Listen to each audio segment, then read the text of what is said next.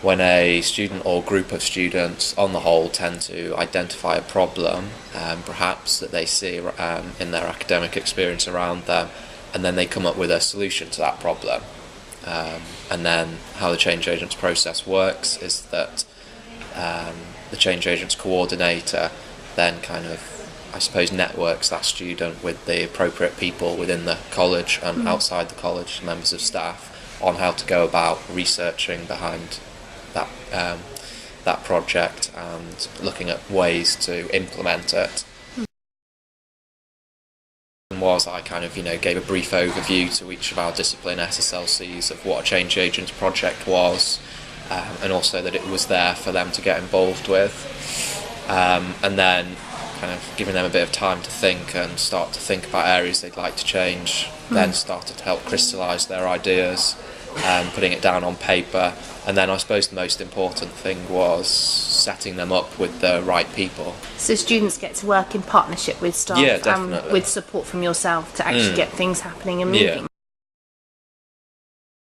Well, generally, students who are more engaged, I think, tend to be happier, because they, if their project is addressing a problem, they're not just seeing a problem and it's still remaining to be a problem throughout their 3 years here or 4 years here. They're actually coming up with a solution to solve that problem. Project management for them, carrying out research, carrying through a project, whether it's putting on an event or something, and like the skills involved with that, the transferable skills in particular, like networking, planning, setting deadlines, etc., and working towards those and through those. They're skills that they're going to have to take away and show that they've got them in job interviews. And what advice, finally, can you give students who are interested in taking on change agents from any department? Obviously, you're talking from humanities, but from any department across the university, really. Well, the setup now is that each college across the university will have a change agents coordinator. So the way it's working in humanities and a couple of the other colleges is that there will be a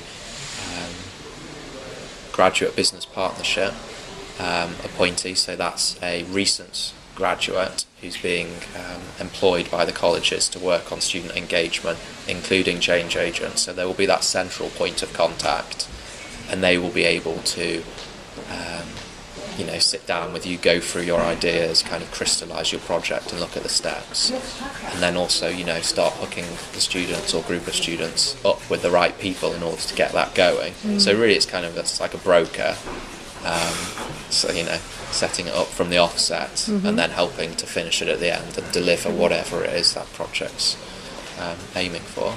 Right.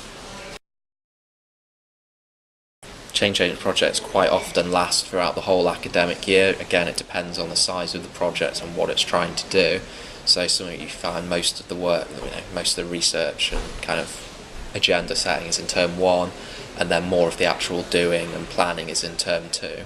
And then in term 3 there's the change agents conference, which brings all the different change agent projects from across the whole university, across all of the colleges, brings them together and is a platform for sharing ideas and giving feedback on how it's gone.